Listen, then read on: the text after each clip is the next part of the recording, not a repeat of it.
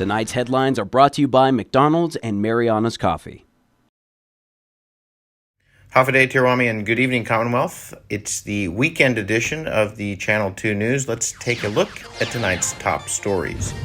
It's been 13 years since two young girls disappeared from a local bus stop. An FBI agent weighs in on the case. Also tonight, a local judge dismisses a lawsuit filed against the mayor of Saipan. And 10 years ago, a local lawyer who was about to lose his license sued to stop a casino license. In sports, the Hyatt golf tournament is an event that will no longer be held. We take a look back. Stay with us. These stories and more are next.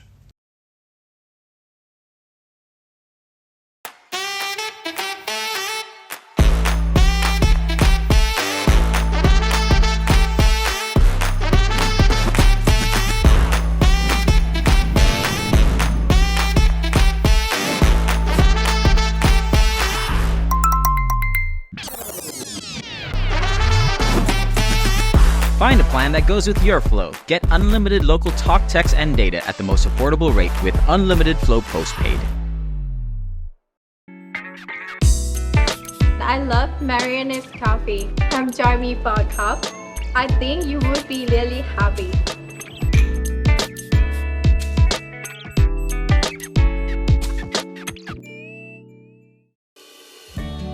Half a day, women of the Marianas, in our roles as mother, wives, daughters, and friends, we often put the health of our families and loved ones first. But remember, to be the best version of ourselves, we must prioritize our own health. Regular screening like mammograms, pap tests, empower us to detect cancer at its earliest stages, increasing the chances of successful treatment. Take a moment to schedule your screening today. By taking care of ourselves, we can continue to care for those we love. Make your health a priority. Your loved ones need you, and you deserve the best possible care. Schedule your mammogram and pap test by calling the CHC Women's Clinic at 670-234-8951.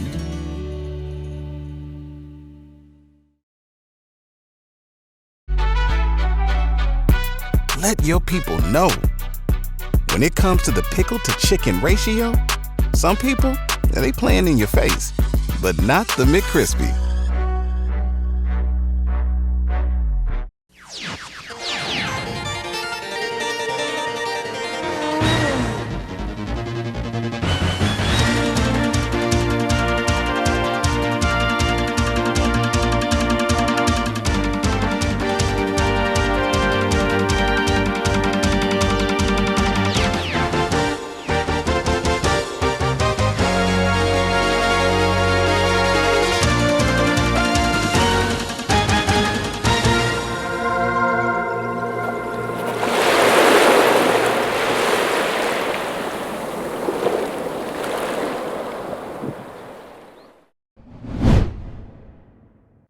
It's been 13 years since the Luke sisters went missing from the Azteo area.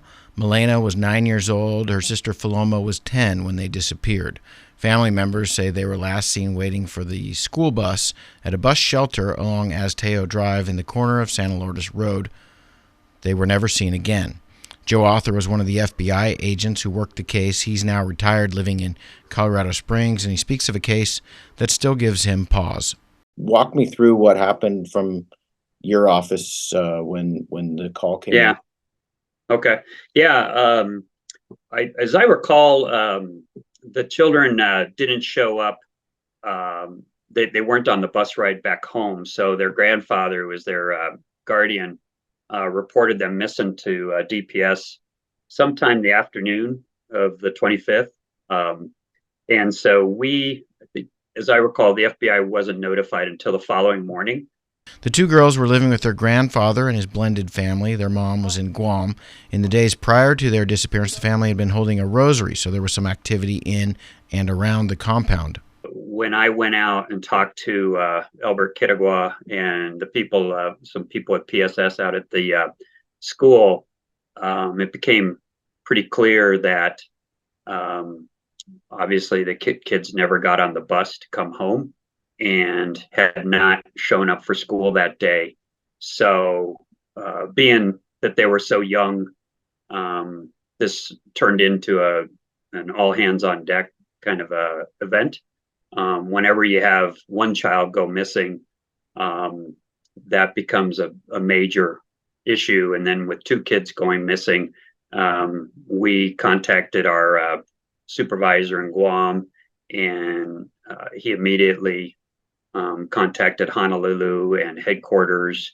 And we ended up with the largest deployment of FBI personnel in the history of Micronesia.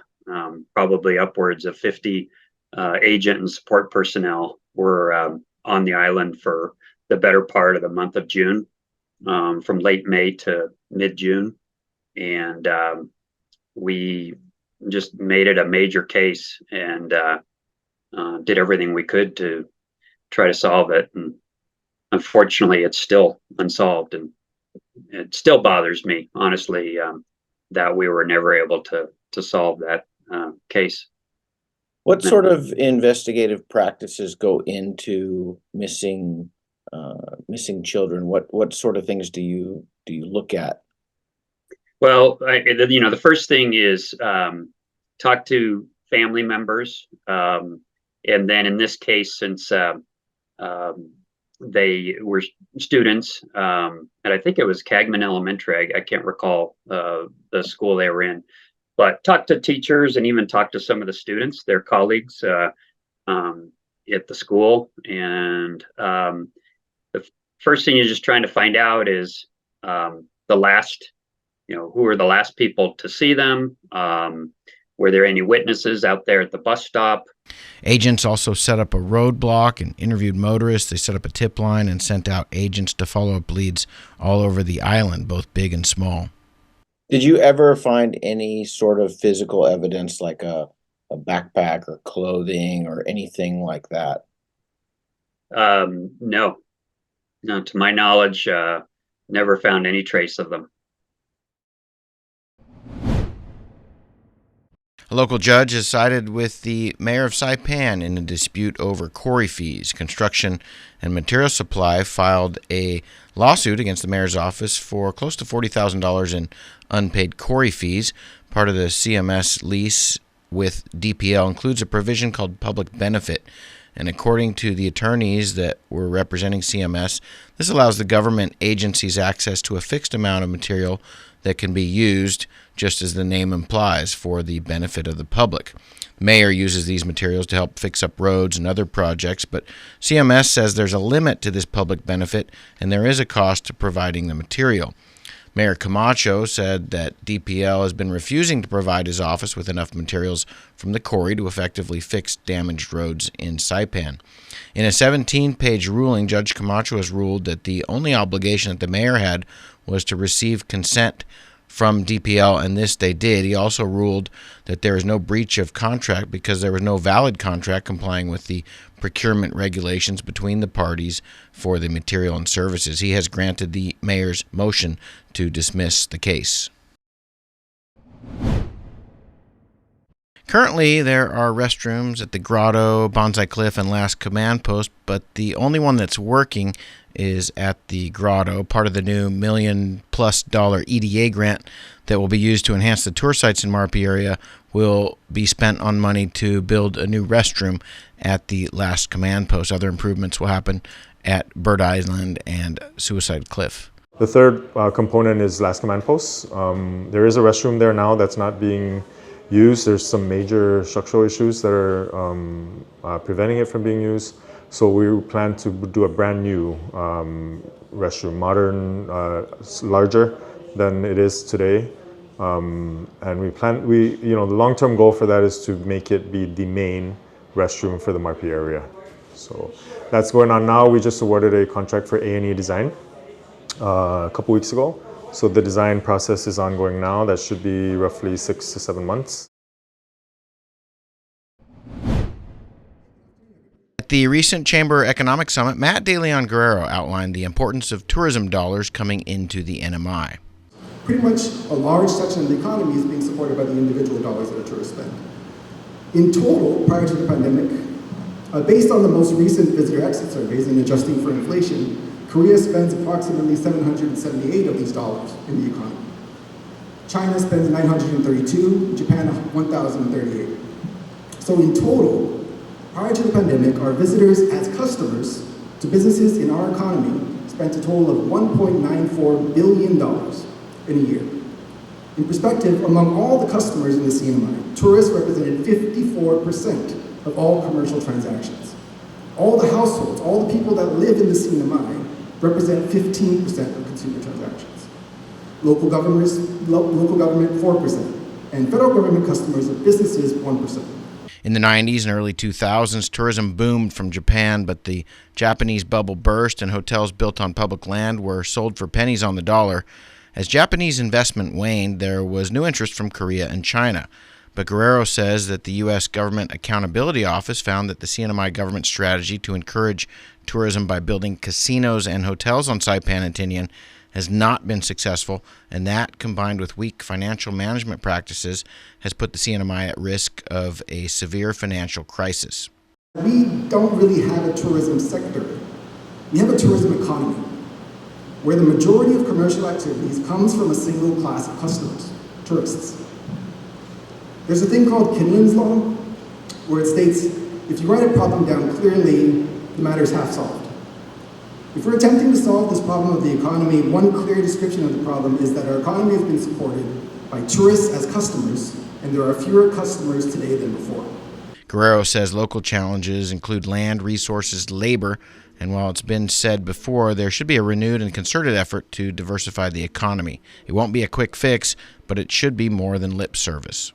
Nevertheless, decisions regarding which of these industries should be pursued and the actions designated to attract them should be commenced immediately. Otherwise, the CNMI may find itself in a downturn once again in several years without having performed the preliminary work to protect against recession.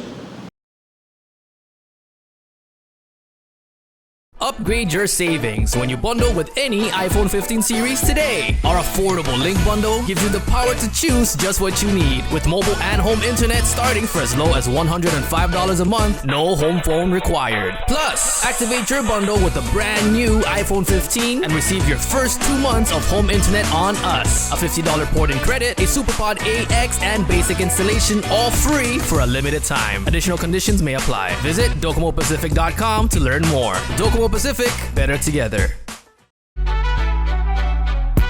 Let your people know.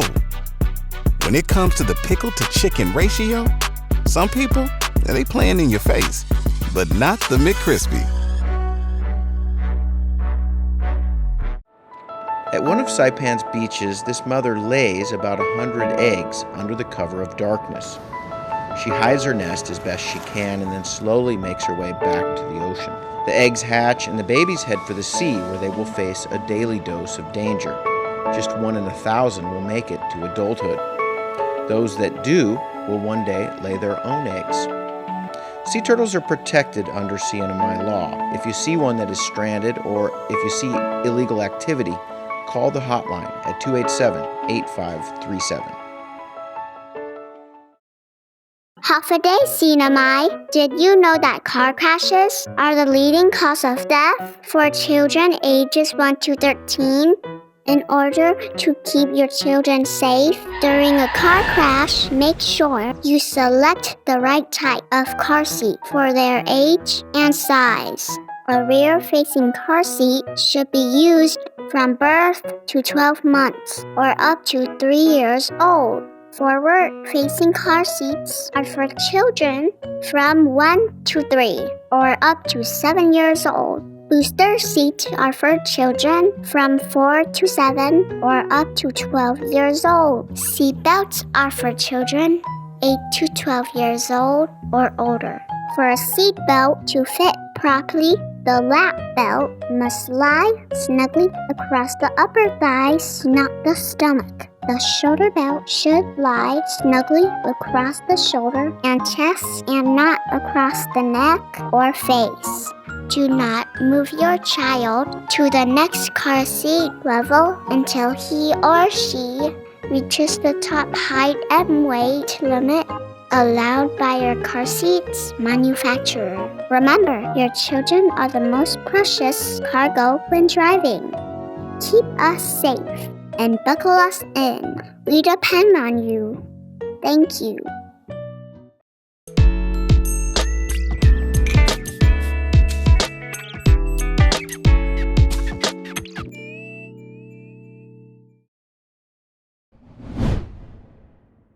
Ten years ago this month, then attorney Ramon Quichicho asked for a temporary restraining order against the governor, the government, and the Lottery Commission. Here's the story from the end of May in 2014.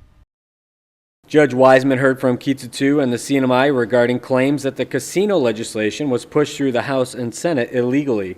CNMI Finance Secretary Larissa Larson was called to the stand to explain some of the legal aspects of the casino. Most of his questions pertain to questions about the law. And unfortunately, I'm not a lawyer, so they're rather difficult to answer. Most of that is with counsel. But he was just discussing issues as far as his interpretation of commission and so on. Quichicho charged the CNMI Lottery Commission with illegally carrying out the duties of the CNMI Casino Commission by doling out the initial funds deposited by the developers. Just because the statute specifically says that the Gaming Commission, the Casino Commission, is the sole authority to expend the $2 million application fees, and now we have the Lottery Commission taking that role and entering into contracts, expending that money not pursuant to statute, in violation of the statute. Judge Wiseman said that he would take the matter under advisement and close the hearing. Larson said that the proposed casino as drawn up would immediately aid the CNMI's funding woes. One of the biggest obligations facing the government and impacting our ability to move forward and, increase our agency budgets and everything this year is the fact that we have this debt to the retirement fund. And every year that debt gets bigger. This year we had to pay $25 million. And that was, that's still something we're working on. We've been current with our payments, but it's a struggle to have to come up with that figure.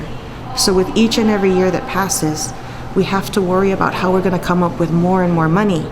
Larson said that the government is becoming an increasingly efficiently run operation, but there needs to be an infusion of funding to meet the growing obligation of the settlement agreement with the retirement fund. With each and every year, as that obligation gets bigger, the impact on us is going to get even more significant. So we need serious investment in the Commonwealth, whatever it might be. We need revenue. And if we don't have revenue, so far we've been touching mostly operational expenses as a way of addressing the cuts we need to make. And we're doing our best not to touch personnel. But should something like this happen where we don't get revenue, we might have to get to that point because of the amount we have to pay retirement fund.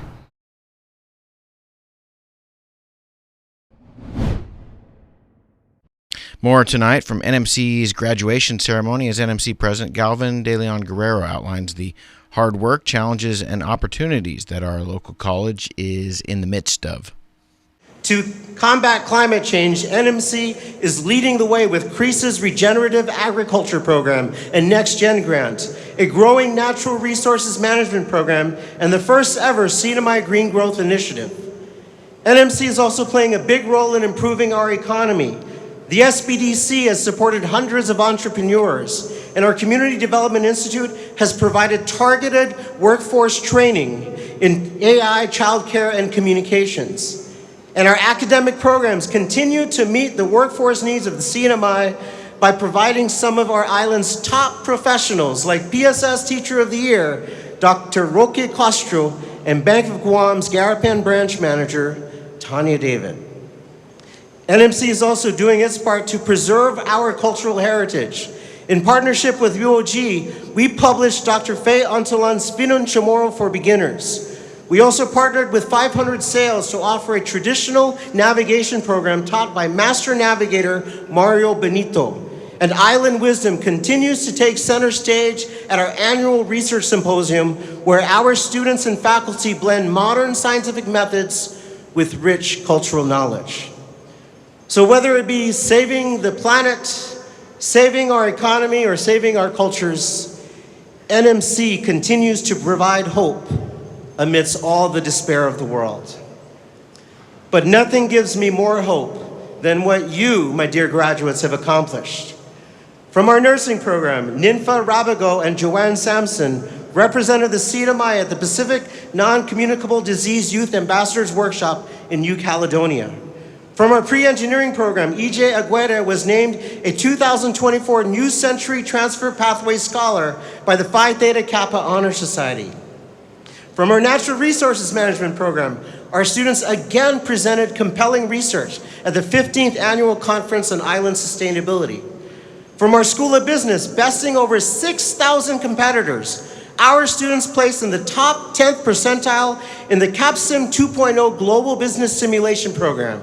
And from our 4-H program under the leadership of Jody Coloma, 4-H delegates took the stage with some of the nation's top leaders at a conference in Virginia where they amplified our voices and even recited the 4-H pledge in Chamorro.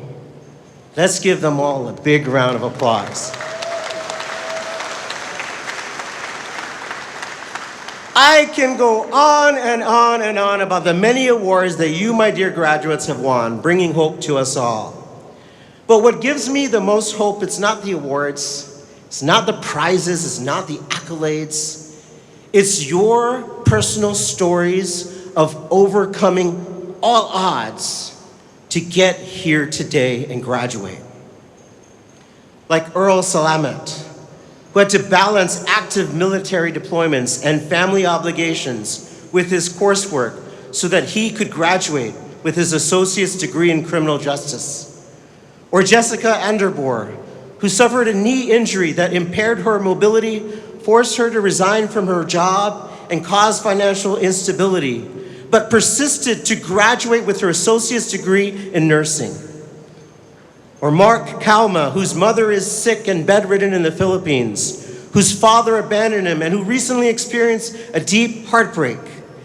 Despite these challenges and with support from his mentor, Eric Vandermas, today Mark earns his bachelor's degree in business. Or Mike Takai Villagomez, whose long winding journey to the States and back led him to discover his passion for teaching and earn his bachelor's degree in education. Or NMC's very own Jennifer Beneventi from our procurement office, who took a 14-year hiatus from school, but today, with support from her family, earns her bachelor's degree in business. I don't know how you all did it while still taking classes in tents. We cannot thank you enough for your patient persistence. You are the very definition of hope.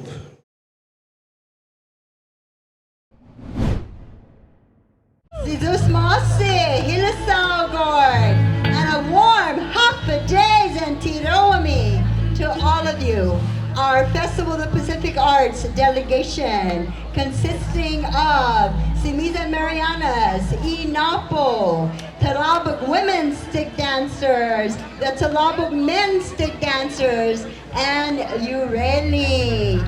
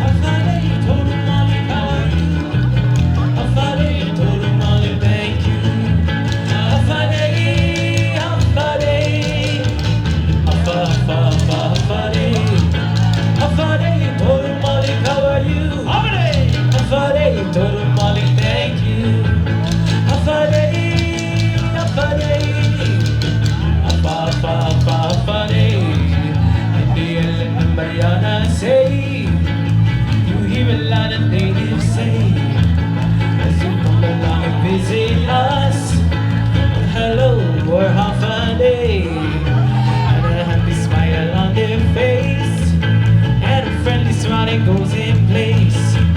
Read a meaning, what they say, kindly simply say, fa fa fa fa dee.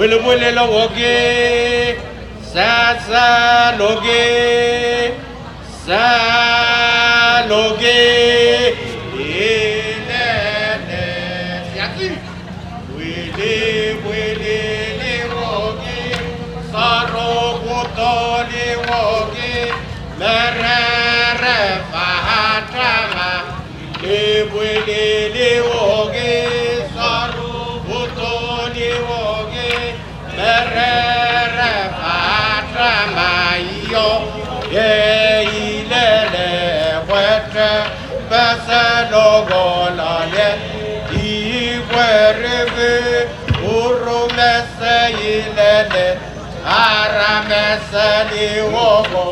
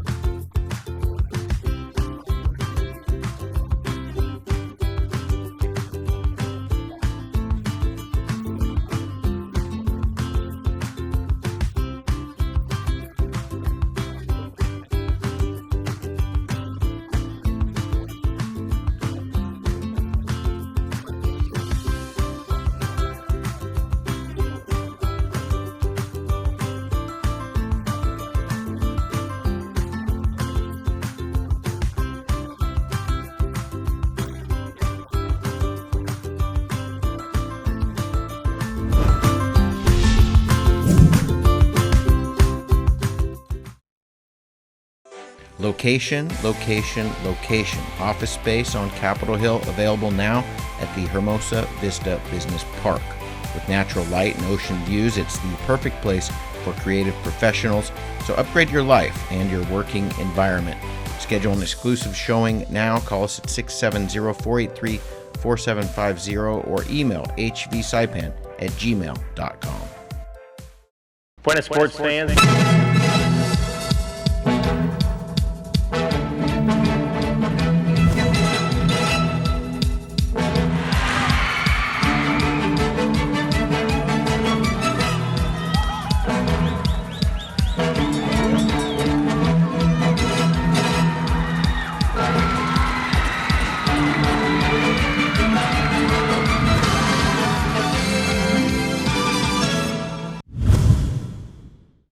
'With just a month to go until the Hyatt Regency Saipan closes its doors, we take a look back at the annual golf tournament that raised money for Make-A-Wish. This is a story we ran in 2016 on the 20-year anniversary of the annual event.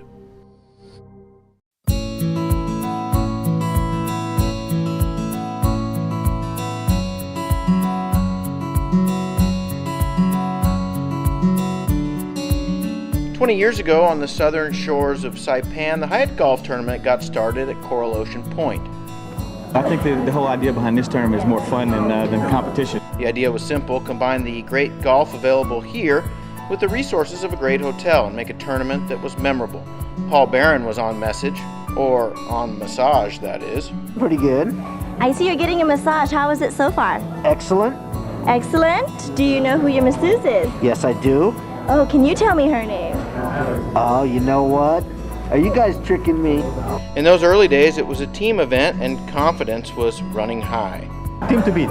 Team to beat? Yeah, yes. So yeah. you are the team to beat?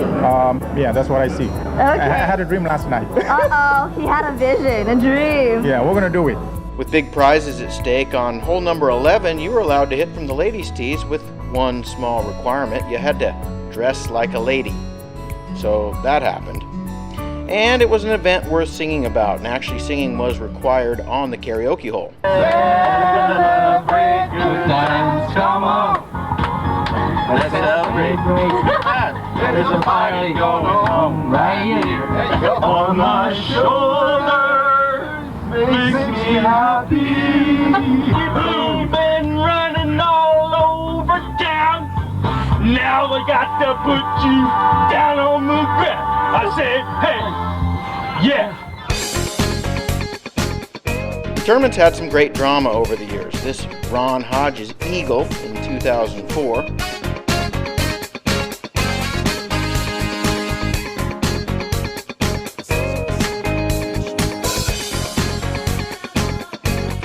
This shot got Mario Titano dancing. Well, I guess you could call it dancing. I don't think ABC has him on speed dial. Minute 20, and we're still the fastest on the course. We just checked in. So I saw some women going up there, and I ran over and said, don't imagine this as a sale at Nordstrom's, okay? Take your time. And in 2008, Tim Goodwin with the long putt, even though it took him 11 tries to get it right for the camera. Then Narita putting for eagle in 2011. And there's been other unforgettable shots too. Hall of Famer Tony Satur with the grounder to short. Of course, he was wearing a blindfold. Steve Coleman lost his shoe one year. I just swing as hard as I possibly can, and sometimes something breaks. You know, lawyers, they always have some tricks up their sleeve. I say we just bogey them out, we're in better shape. Guilty or not guilty? Ask the judge. Everybody's great. They're shooting so well. No problem. And what's a tournament without all hands on deck? That's my lucky number. I'll be there in 5 minutes. Oh God, I'm on camera. Okay, now Jeff, you and I, we're coming out of the closet and we're moving into Palm Springs. Is that right? That's Taylor, right? We got Bob Cold teeth. Oh, busted.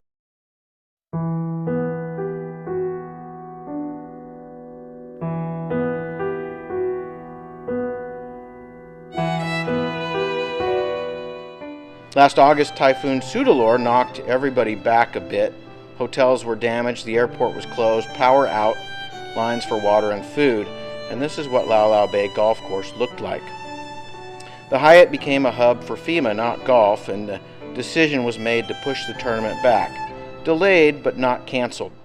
You see, there are a lot of first evers on Saipan. It's easier to start things than to continue them. But this is an event that has lasted 2 decades, and that is because each year a team of people make it happen. We got about over 130, between 130 and 136 today once I get the final head counts in. And yeah, the proceeds go to the Make-A-Wish Foundation. We're going to hopefully raise between $10,000 and $15,000 this year, and which is about enough to make one child's wish come true. And that's what's so great about the Hyatt. It's not just a place to stay, but a place to gather, a place to play, a place for smiles, good service, and creativity. And it's always been more than a hotel. It's a collection of people who routinely ask, how do we do it better?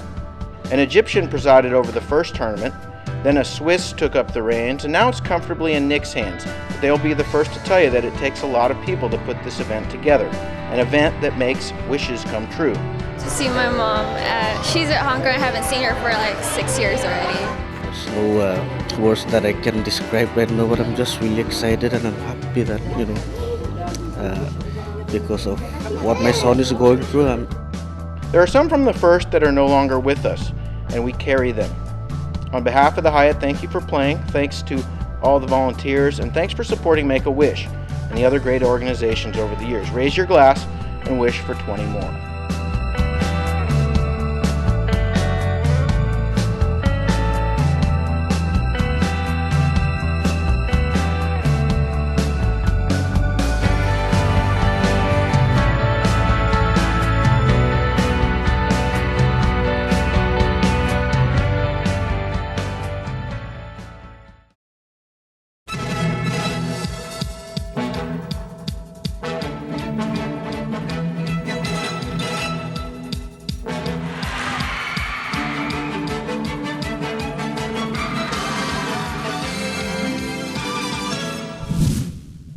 Upgrade your savings when you bundle with any iPhone 15 series today. Our affordable Link Bundle gives you the power to choose just what you need, with mobile and home internet starting for as low as $105 a month, no home phone required. Plus, activate your bundle with a brand new iPhone 15 and receive your first 2 months of home internet on us. A $50 port-in credit, a SuperPod AX, and basic installation, all free for a limited time. Additional conditions may apply. Visit DocomoPacific.com to learn more. Docomo Pacific, better together.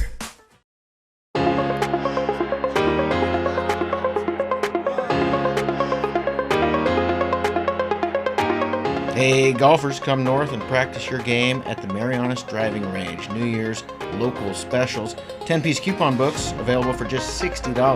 That's a $10 savings. Want to get really good? Come work on your swing every day for just $99 per month. It's our practice pass and you're going to love it. Grab your passes and go straight to the range. You can social distance and chip all at the same time, and the views are free. Reserve now at marianastrekking.com. You can pay online, open 7 days a week.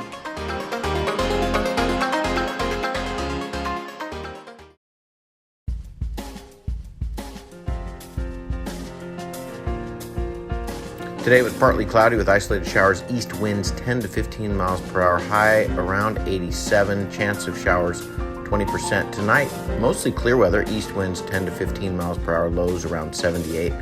On Saturday, can expect partly cloudy weather with isolated showers, slight chance of thunderstorms, east winds 10 to 15 miles per hour, highs around 87, and chance of showers still low at 20%. Saturday night through Sunday night, partly cloudy with isolated showers, southeast to south winds around 10 miles per hour, lows around 78, highs around 87, chance of showers 20%.